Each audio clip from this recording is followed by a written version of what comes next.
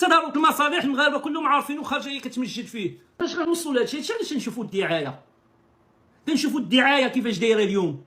والدعايه راه جميع الاحزاب بحال عاود. انا ملي كنخرج كنتكلم على الدعايه رئيس الحكومه، رئيس الحكومه ما غنتكلم معاه لان ما عنده لا برنامج لا حتى شي حاجه. هو كيف قلت لكم عنده ورقه وحده، الورقه اللي لاعب هي الورقه ديال الاباده، هي الورقه ديال التجارب السريريه. هادشي هو اللي رابح، اللي لاعب ما يهز ما يحط، يبيع البشر وكيدخل الفلوس. وانتم تالفين دوك اللي مازال، ما تنهضرش انا على كلشي، ما تنعممش، مازال تالفين تيخرج يقول لك الدعايه بانه ينزل المشاريع. ومنين ينزل المشاريع الملكيه؟ ملي خرجت هذيك الممثله، فهذاك استثمار واعر دار بوخنشه، انه جاب ممثله قدات على داك مهبوله ولا شكون، قدات عليه حتى انه هما شاكين في راسهم، هما ما متيقينش، هي كتكلم، هي كدير في الدعايه وهما كيأنبهم الضمير ديالهم. هو في الحقيقه هذاك الشيء اللي دار راه عنده واحد الخلفيه انه كلشي تيقول لك بانه تملق. نعم حنا ما غندافعش، ولكن ملي كتبقى تامل انه خطاب عكسي، انك كتقول داكشي اللي ما كاينش، هو راه العكس ديالو اللي كاين، ولكن ما تقدرش تقول العكس ديالو. ولكن الطريقه كيفاش تأدى كنظن ان العكس ديالو اللي وصل. وبناء على الملامح ديال الحضور فكلشي كلشي كيتعجب. انا شفتها بحال هكا، ماشي كندافع على هذا، نعم متملقه، ولكن من الصالح ولا ربي حور داك الخطاب ديالها. وهذا الشيء كنقولوا لكم ماشي انا كيفاش حسيت، انا كنشوف بناء على داك الشيء هما اللي تيحسوا به. داك المتلقي، انا ما كنتش متلقي، انا غير ملاحظ. المتلقي هو داك اللي كان قدامها، اللي حاضر في ديك الوقت اللي هي كتوجه الخطاب كله العكس ديال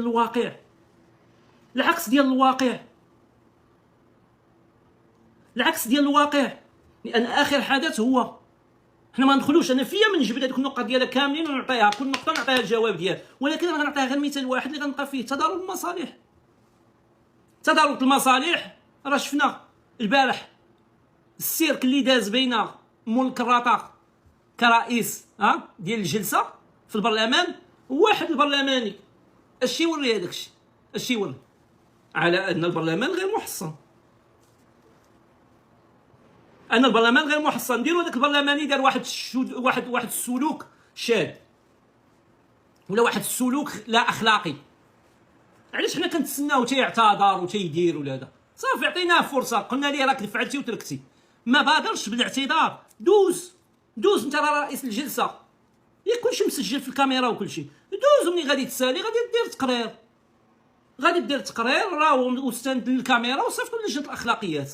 علاش غيدير داك السيرك حنا نحبسوا هذا الشيء داروا تفعلوا؟ راه كلشي مسجل، كلشي مسجل. الناس اللي ما كتمتثلش ملي تعطي الملاحظه ديالك خليونا نشتغلوا. واي سلوك لا اخلاقي تمارس داخل المجلس معروف شكون اللي داروا. اذا خدام اشتغل، لان المواطنين ما يمكنش لك واخا انت ما خاسر والو، انت باغي تبقى حتى لوحده الصباح كومسا انك غتاخذ تعويضات على الوقت اضافي، وغادي تتعشى وغادي تقصر وغتبات في افخم فندق وسير ديال التعويضات. انت عندك مصلحه، انت ملي كتقول تاخر غادي نبقاو حتى الصباح، اذا انت اش كدير تمايا؟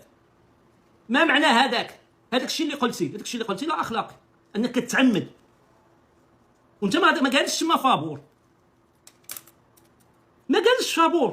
انت تمايا خاصك تكون حريص على الوقت،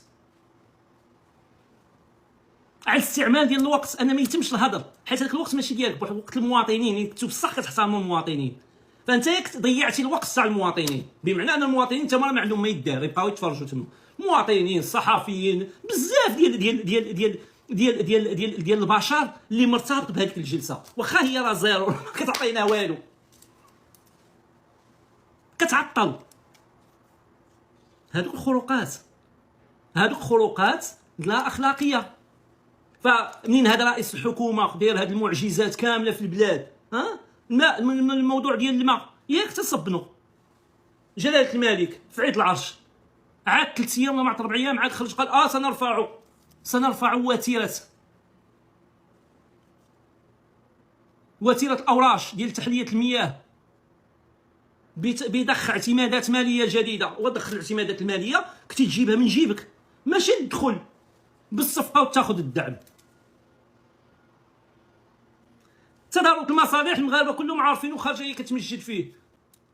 المشاريع الملكيه، تحصينة البرلمان مشروع ملكي، تحصينة البرلمان مدونه اخلاقيات ضد الخروقات الاخلاقيه مشروع ملكي. والمشروع الملكي ديال تحصينة البرلمان الملك راه ما قالش ان كيخص مدونه الاخلاقيات تباشر، حيت هذه قراءه جديده عاود بانت لينا ان مدونه الاخلاقيات واخا هما كتبوا مدونه الاخلاق، ان مدونه الاخلاقيات مثلا دارت ولا دخلات حيز التنفيذ مثلا فاتح مثلا يناير، بمعنى ان عفى الله عما سلف في كل داك الشيء اللي واقع. لا، حيت هادشي اللي بان لينا دابا. لا اللجنه ديال الاخلاقيات اللي في البرلمان كيخصها اليوم تثبت في جميع الحالات اللي كاينين داخل البرلمان، لان الهدف من مدونه الاخلاقيات ماشي الملك قال لك حتى الحكومه الجايه، لا دابا مخترق البرلمان مخترق. اذا ملي غدير مدونه الاخلاقيات كيخص لك اللجنه ديال الاخلاقيات كيخصها تثبت تقلب على فين هما هاد الخروقات الاخلاقيه اللي كاينين في البرلمان. واحد حنا عارفينه، ماشي واحد بزاف، مالين الدعم الماشيه كلهم خروقات اخلاقيه. حتى لو بغيتوا تدمسوها تضربوا عليها الطم كيف قال الحاج نبيل، بغيتوا تضربوا عليها الطم وما يرجعوا والو، على الاقل يدوزوا امام لجنه الاخلاقيات في البرلمان. مول العسل يدوز امام لجنه الاخلاقيات، اخنوش يدوز امام لجنه الاخلاقيات، وزير العدل يدوز امام لجنه الاخلاقيات، وسيروا نتوما عارفين الباقيين والمستفيدين داكشي ديال. اذا هذه اللي تتخرج، هادشي علاش قلت لكم بان راه هذاك الشيء اللي تتقول هو عكس، دارت خطاب عكس الواقع. ملي كتشوفوا عكس الواقع، اذا الرساله وصلت. التقرير الاممي اش كيقول؟ الخبز والزيت يرفع السمنه وسط المغاربه الى 28. علاش الزيت والخبز؟ لان بكل بساطه الزيت مغشوش. تقارير سيدي الجطو تجاوب عليها، دار شي تحقيق، دارت شي مراقبه. يلا الزيت مغشوشه. عندنا شي معهد ديال الصحه الغذائيه في البلاد؟ ما عندناش. عندنا شي وحدين تيقول لك عندهم مختبرات، هذوك المختبرات راه حنا تنعرفوهم، كنعرفوا شكون اللي فيهم وتنعرفوهم كيفاش كيشتغلوا، تيجيبوا هذوك ديال لي زو داك التخربيق. ولكن اذا كان حنايا اليوم اش عندنا دابا؟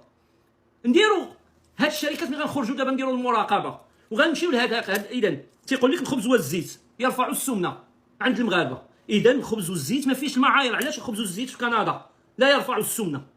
السمنه معروفين الاسباب ديالها، هي دوك الاغذيه دوك الفاست فود.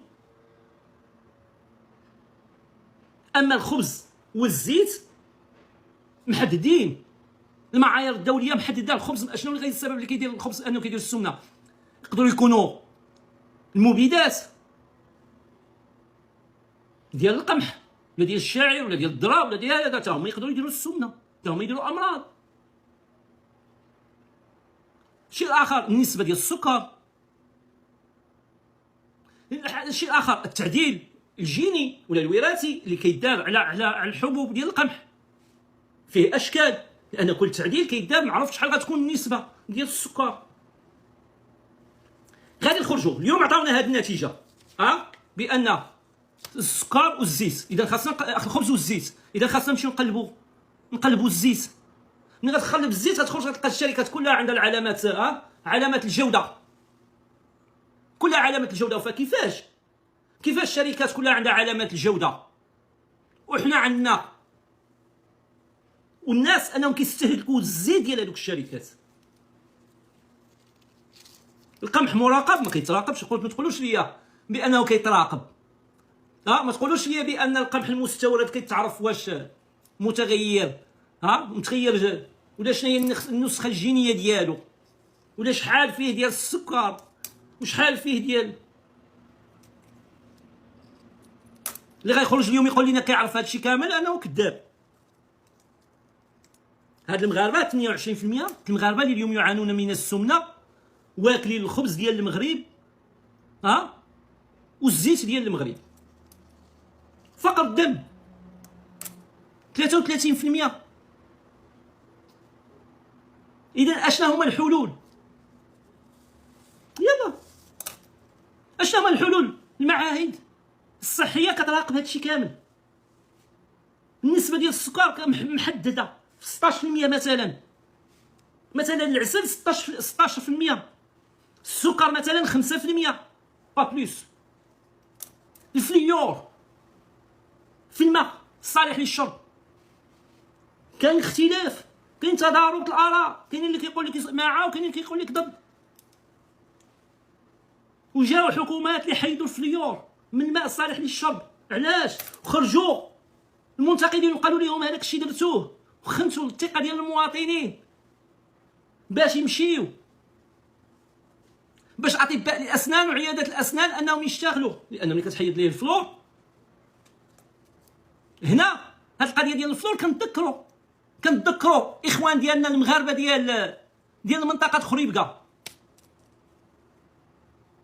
عمر شي واحد الصحه العموميه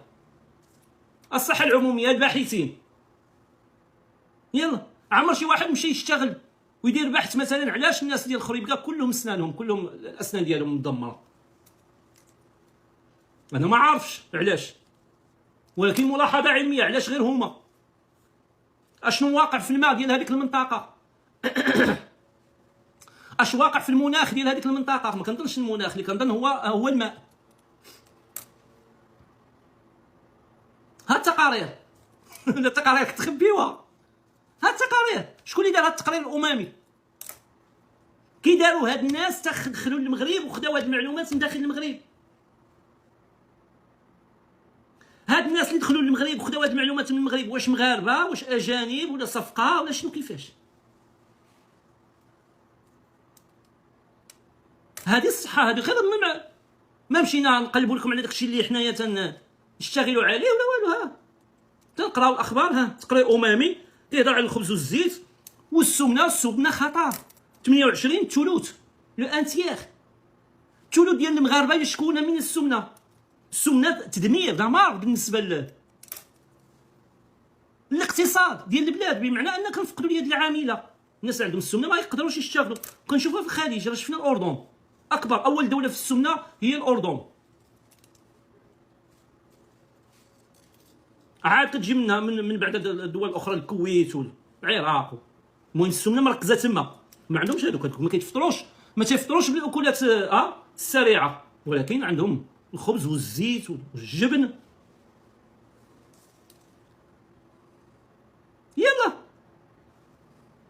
يلا نقلوا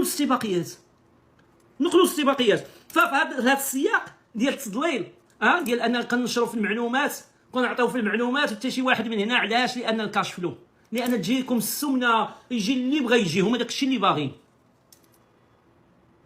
اللي باغيين، غتجيكم السمنه غيديروا ما عندهم، غيروبوتيزيو. ولكن الروبوات راه ما غاديش تقدروا تعطيهم انهم يغشوا. الروبوات ما تقدروش تقولوا تعلموهم الغش. هي راه الروبوات راه مزيانه انكم تروبوتيزيو الشركات ديالكم، ولكن كي غديروا في الغش؟ كي غادي نديروا؟ اش غادي تعاودوا غتفلاشيو دوك الروبوات في الدرب غلف؟ اذا اكتفي بهذا القدر، الى بث قادم ان شاء الله. بارطاج الاخوان.